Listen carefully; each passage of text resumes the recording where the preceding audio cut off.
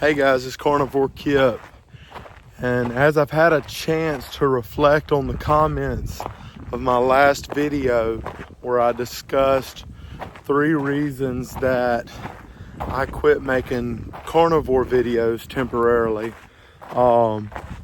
one comment in particular really hit home with me. I don't even have it pulled up who it was that made the comment.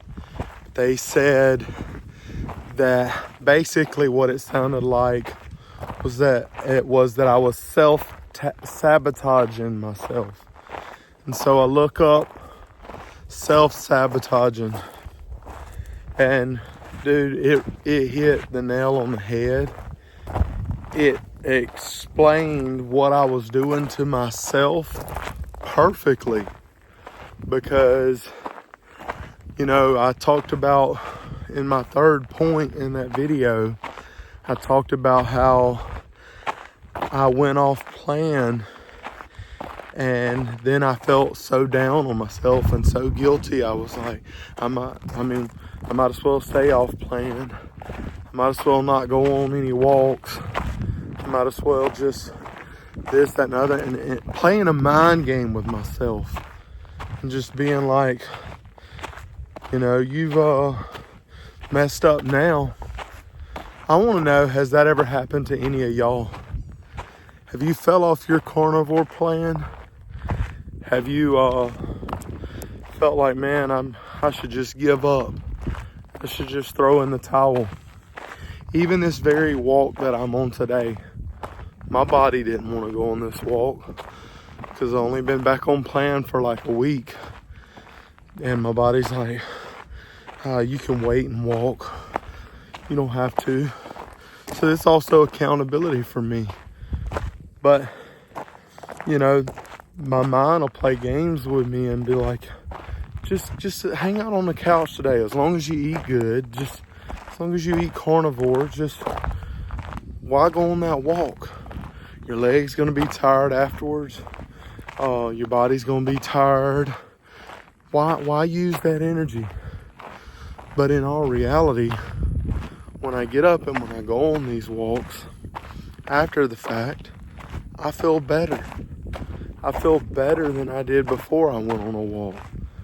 So really, it's just me allowing myself to make excuses.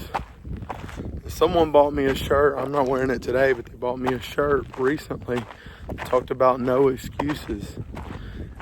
And it's true, because sometimes I make excuses for myself.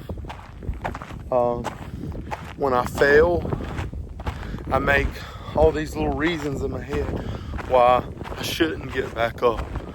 I shouldn't keep going on my health journey and all that. But in reality, if I give up, what kind of example am I making for my daughter? What kind of man am I showing her that her father is? If I just throw in the towel and give up and die. Because that's what was going to happen if I would have just kept going on the journey I was on. You can't tell me a 500-pound man is going to live a long life. It's not going to happen. Because when I was 500 pounds or 2 pounds away from 500 pounds, I was headed down a long, dark road. And the only thing I was going to do was get bigger. I wasn't getting smaller. I was going to get bigger. And I was going to keep eating Fruit Loops and, all the goodies and all this stuff. And telling myself, I'll do better tomorrow. I remember week after week, I'd sit there and think on the weekend, and I'd think about everything I was going to do on Monday. I think about all the great choices that I was going to make on Monday. And a lot of times I'd make those great choices on Monday, but I would ruin them on Tuesday. And that was week after week, year after year, struggle after struggle, so much pain. My whole childhood. my whole childhood, I was always overweight. I was always out of shape. And I lacked motivation. I lacked drive. I never set goals for myself. Man, a lot of it goes back to my family upbringing too. I love my family to death, but there's a lot of things that could have been done better. I feel like I wasn't pushed as a kid, and I want to. Now, with Abigail, I'm not saying I want to be that helicopter dad that's like trying to live my goals through her or something. But I want to push her to be somebody. I want to push her to achieve great things because I know she can. She's only 2, but she's smart as a whip. And she's beautiful and she's hilarious. She thinks she runs the house already. But if I don't push her to achieve her goals and do good in school and learn about health and how to take care of herself, if I don't do those things, there's a great chance that she won't, because a lot of that stuff is passed down. And I can honestly say my parents, they didn't focus on health. They didn't focus on nutrition or all that stuff. They were focused on how we were going to pay the light bill, how we were going to keep the water on at the house, because they didn't have a lot growing up. Would I trade it? I don't think I would trade my upbringing, because it's kind of made me who I am today. There's flaws in me from it, yes. But there's things that I've picked up along the way, and I don't want to bash my family on the internet or anywhere. But there's things that my parents didn't do that, because they didn't do it, it makes me want to do it with Abigail so much more. If that makes any sense. It could be something as simple as being at a sports event of hers, or going to her event at school for reading or something, or a spelling bee, or I don't know what it would be, but I didn't have that, okay? But because I didn't have that, I mean, it has hardened me some to where I feel like I don't have to have that. I don't have to have birthday parties and all this stuff. But I want all of that for Abigail. I want her to have that. My wife, she grew up totally the opposite. And so she understands where I'm coming from, where it makes me be super involved with Abigail. I'm involved with everything with Abigail, because I want her to know that I'm there. I want her to know that I truly care. I love doing any little thing, no matter what it is, any little thing with my daughter. You know, she's the best thing that God ever gave us. I did want to mention from the last video where people were saying they were praying for my wife and all this stuff. Thank y'all for that. I'll let y'all know my wife, she is doing fine. She's doing good. I'm very proud of her for how she's doing, and you know, she's in good spirits and all that stuff. And also, I mentioned that I was sick in the last video. I'm still a little crouped up, but I'm feeling fine. I don't fully have my voice back. Hopefully in the next couple days I'll have my voice back. There's a little product review that I want to do soon, but I need my voice to get a little bit better before I do that unboxing for you guys. And just so that you guys are aware, which I know unless you've been living under a rock, you probably already know if you watch my channel. A month from now is my very first 5K. I was initially planning on running it, but I haven't lost the amount of weight that I need to be able to do something like that. So I'm walking this 5K, but I'm still doing the 5K. And as of this morning, there was 25 spots left for whoever wants to come join me in the 5K. I think it's special because it's my very first one, and the carnivore diet has made it possible. So there's going to be multiple carnivores there with me at the 5K. And we haven't picked a place after the 5K, but I know the 5K is going to be in Mobile, Alabama on November 16th. And I will put a link to it I thought I just heard a snake or something. I will put a link to it in the description of this video.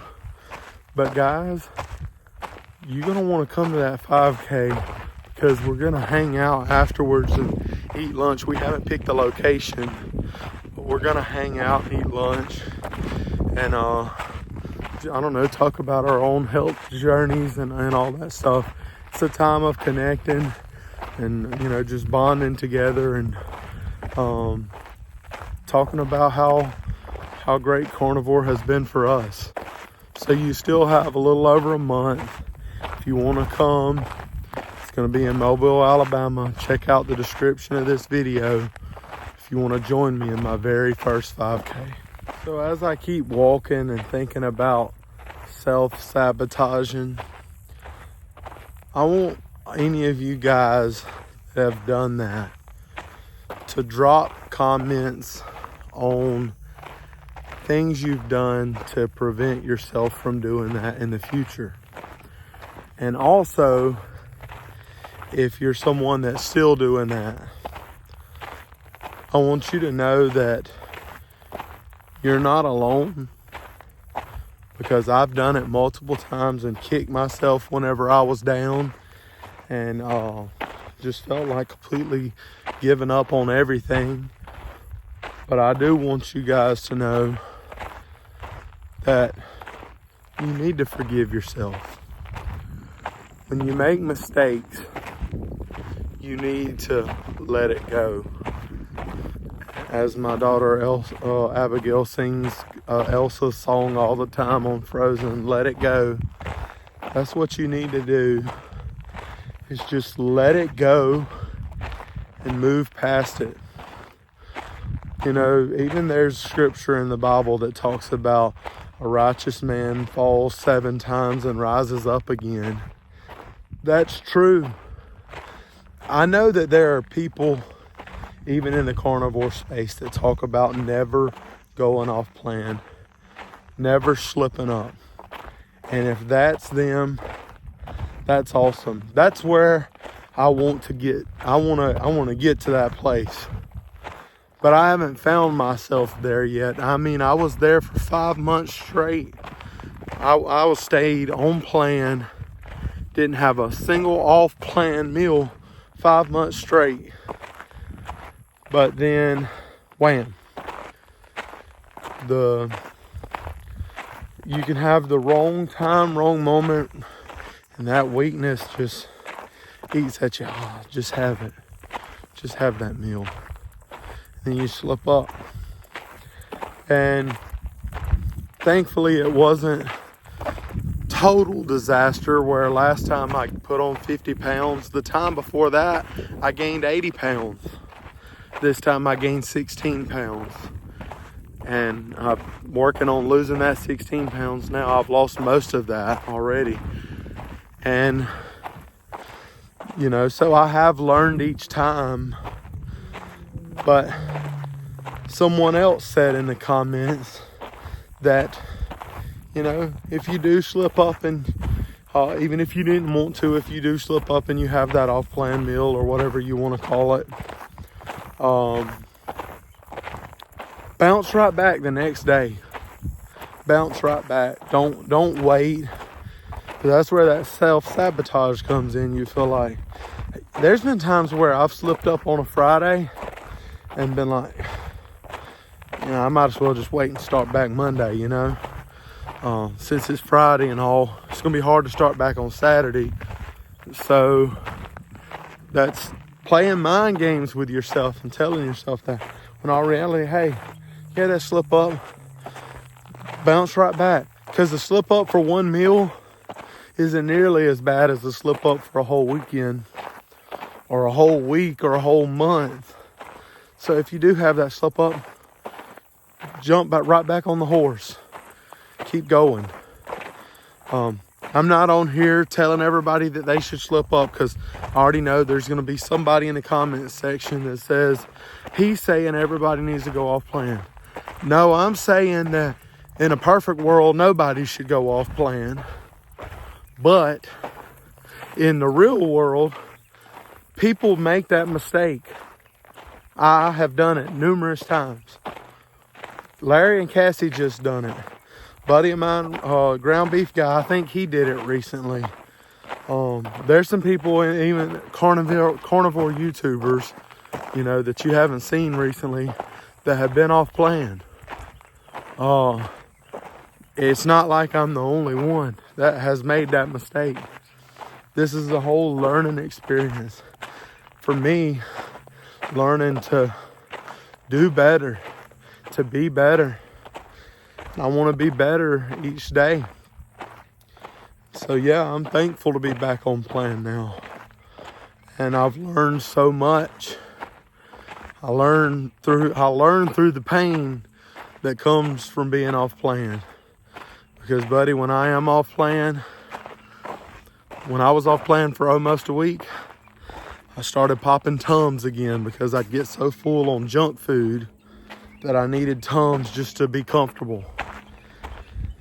And I never need Tums when I'm carnivore. I never need them. Shoulder pain gets worse. Inflammation, I could see it in my face. I could see the extra inflammation. So yeah, guys, glad to be back on plan. There's an airplane flying over. Y'all might hear it, I don't know. But anyway, don't sabotage yourself. If you slip up, it's okay, dust yourself off. Let's keep going, guys. We got so much to live for. And I'm not one of those carnivore zealots, but I will say that carnivore has given me a whole lot of hope for my future. I'm not one of these people that's going to put it up there like it's God. I'm not going to put carnivore above God in my life. If that's what you want to do, that's you. God to me is number one. Then my family, then my health and all that stuff. And I love the carnivore lifestyle. I'm not going to make it a God.